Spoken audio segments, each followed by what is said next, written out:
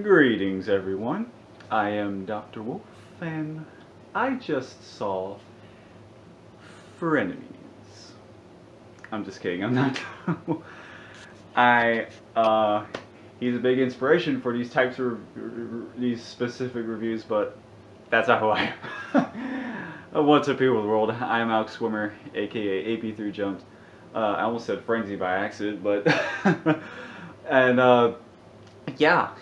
Welcome to another My Little Pony Friendship is Magic review. Today I'm reviewing the episode Frenemies. Now, yeah, this episode. Where did I even start with this one? I don't know if you can hear me popping my neck right there, but yeah, that. Anyway, that's not what the video is about. Now, this episode. Where do I start? I guess I'll start by saying it was just a hell of a lot of fun. This is the first episode to solely star villains, and I wish this would have happened sooner, but I guess we didn't have nearly as much villains as we do now. So like I'd say like 4 or 5 years ago, I guess it would have been harder to do an episode like that, but I guess, I guess it was definitely worth the wait. And I mean, in other words, I shouldn't be complaining about anything.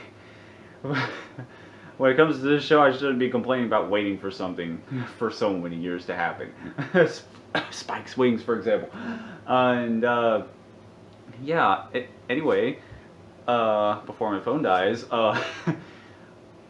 let's see. The plot of this episode is also very interesting because, let's see, we have Grogar's recruits in this season again because one of his recruits was truly killed off. I'm sure he actually died. Although we all thought he died the first time. And I thought it was confirmed by Megan McCarthy that King Sombra did die way back in season 3. But no, he came back and then he died for real. And then we'll see if that even holds up. But yeah, Tyrek, Chrysalis, and Cozy Glow are the rest of Grogar's recruits, his henchmen, if you will, and he asks them to retrieve a little artifact for him, which is actually a little bell of his that holds, I forget exactly what it does, but it has some sort of power. It has some sort of power. They're like, duh, no shit, Sherlock. But anyway, and it's guarded by a magical force, who was believed to have been hidden by I believe her name was Gusty the Great, and yeah, they were tasked to retrieve that, and because at first they did not want to, because they didn't want to have to work together, because none of them got along. Not a single one of them got along at that point. I'll talk about that as I go on. But Grogar decides, like, nope, against the wall, like this, with his black and yellow magic, because he's even more powerful than Tyrek, because he's the most powerful character in the entire series that's ever been of Friendship is Magic. And I'm guessing he was this powerful way back in G1, but yeah, so that's enough reason for them to go out and find this bell of his. And you know, I'm wearing I don't know if you couldn't see this earlier, but I'm wearing my derpy shirt. I've worn it before, y'all just couldn't see, which sucks, but yeah. They go out to retrieve his bell, and Grogar does warn them about these magical winds that prevent anybody from trying to retrieve it, and yeah. I guess I'll talk about my next point. Now, before I continue on about the actual plot of the episode, I'm going to get down to the meat and potatoes of what I love the most about this episode. The interactions between Cozy Glow Chrysalis and Tyrek. There's a reason this episode is amazing, because how is this the first episode to solely star villains and doesn't have the main six at all? None of them. That's a first too, I'm sure. But they play off each other so freaking well. Their personalities clash and bounce off one another just so perfectly. It's just nothing short of amazing. Like, and phone died. But anyway, yeah, I can't stop gushing over their interactions, because there's just nothing short of just it's just nothing short of glorious. And I lost my train of thought. But either way, they all just steal the show. And I think Kozuko steals the show more than anything, because they're all trying to be the leader. But I think, I don't know. I think Kozuko is sort of, like I said, I think she steals the show the most. Like, even if by just a little bit, then yeah. Why am I using my fingers? Like, what is this? Anyway, so yeah, she's trying her damnedest to be, the manipulative little filly that she is, and that kind of works, but it kind of doesn't. It really depends on the situation, because once they before they get to the mountain, they sing a very Nightmare Before Christmas-esque song, and it's really friggin' awesome. It's it's one of the only villains songs that we've ever had in the series, and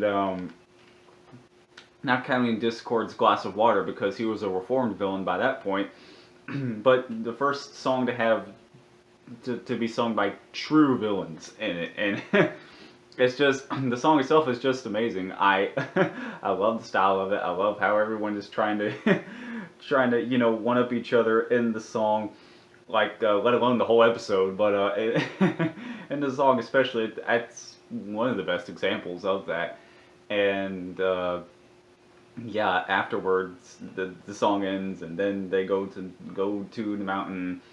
Mount Everhoof, by the way, another real world pun, because there's a lot of locations in Friendship is Magic that are named after real life locations, particularly in America. But yeah, and hell, some parts of Equestria even look like America. But yeah, I'm getting off topic. But yeah, they try to get to Mount Everhoof. Well, Cozy Glow and Chrysalis try, and they fail miserably, because Tyrek realizes that, well, I'm not going to try to get up here, because he was there 5 minutes before he realized, like, yeah, this isn't worth my time. I'm just going to sit here and watch the other two fail, and then because yeah, he was setting up like a campfire, and then like a little what do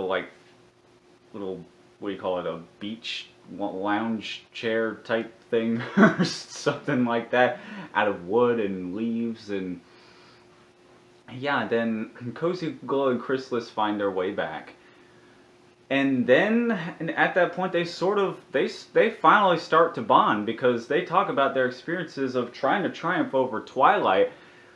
That alliteration just came up off the top of my head, but they talk about that, and their experiences with their failures, and they're also, all of them are making fun of Twilight in the process too. And then Chrysalis transforms into Twilight twice, doing her Twilight impression, and it's just the funniest damn thing.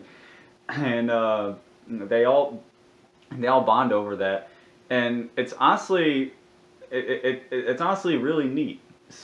And I don't know if I say it's sweet, considering they're all bad guys, but it's really a delight to see, put it that way, to see them all bond over something that they have in common. And then at that point they do try to work together to climb this mountain. And another thing I like throughout the episode is Chrysalis actually transforms into a bunch of different stuff. Something we've barely seen her do. As a matter of fact, the only thing we've seen her transform into was Princess I can't even talk. Was Princess Cadance herself when she was introduced in this way back in the season 2 finale. That's right around when I first started watching the series. Right after season 2. But yeah, she does that while she's trying to go to the mountain alone, and she does that while she's also going up to the mountain with Kosugo and Tirek. So yeah, that's really awesome to see. She turns into some creatures that we don't see very often, like one in particular. She turns into an Ursa Minor, which has only had like 2 appearances, and they get to the top of the mountain, and I almost said top of the tower due to force of habit, but they arrive there, and it's blocked off by a magical force, which has a black and yellow like force field. I'll get into that later. And there are these runes on the side on these rocks on the sides of the cave. And as it turns out, not a single one of them can make it through. And oh, my computer's making noise. What they need to do is that Tirek needs to what's the word? Absorb Chrysalis's magic in order to have just enough magic to open up a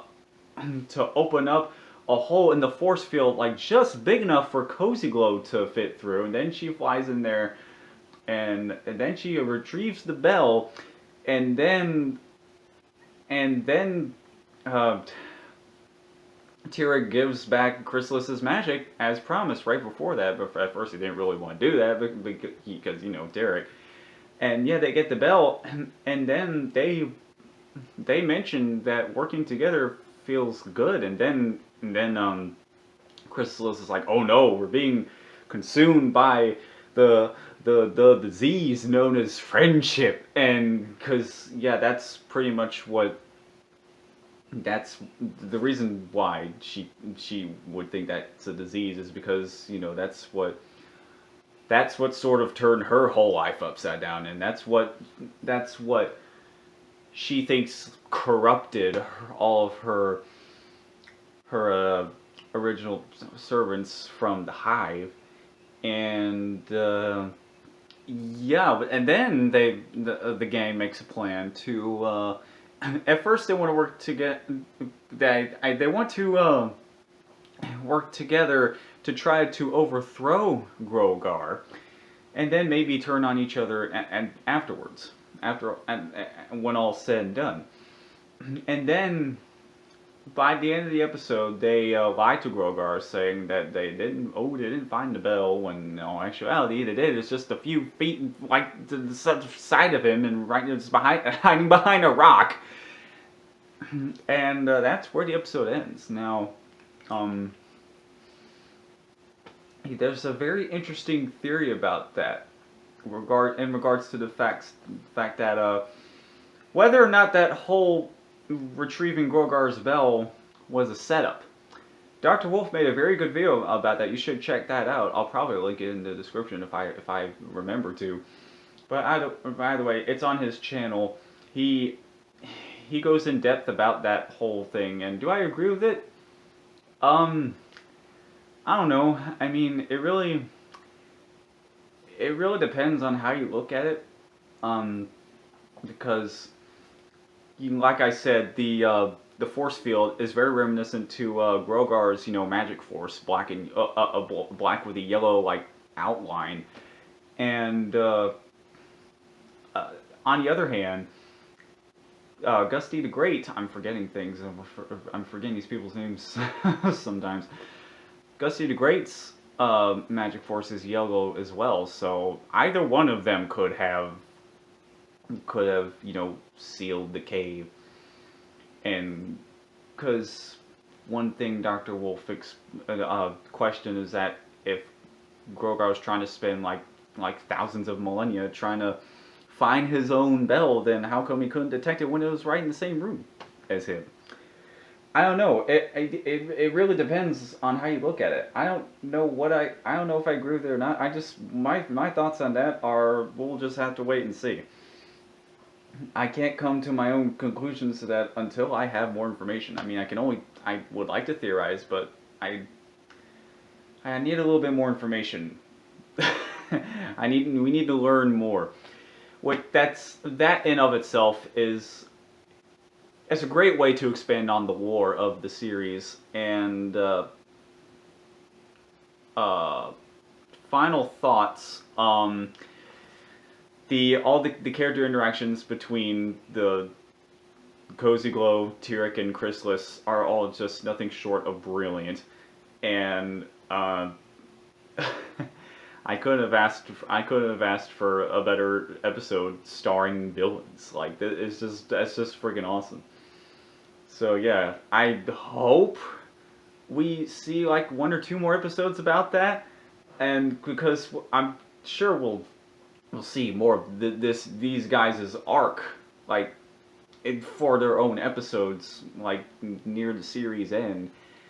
And I don't know, just my final thoughts. I love, I just love this episode to death for the character interactions. The villains steal the show.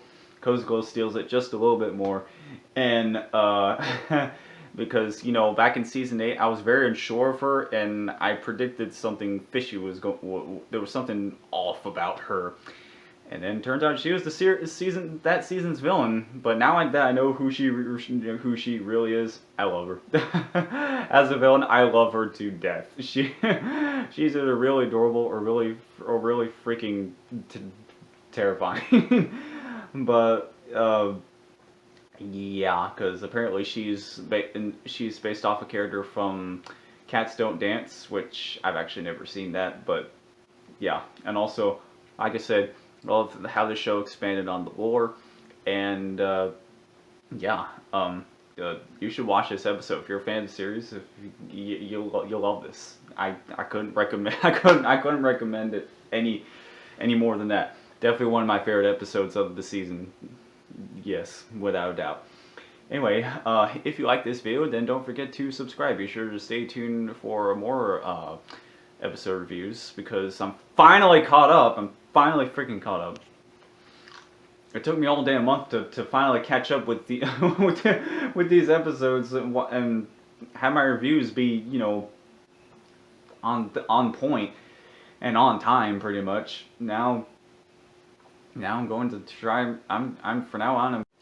Before my camera runs out of space again, I'm going to try to review these episodes the weekend they come out. Yes, the weekend they come out. So yeah, if you liked the episode too, let me know what you thought of it in the comments below. And tomorrow's my birthday, so yeah, that should be fun. And I'm Alex Wimmer, aka Eat With You Jumped, and that is it for me. And I look forward to hearing from you. I'll see you soon. Goodbye.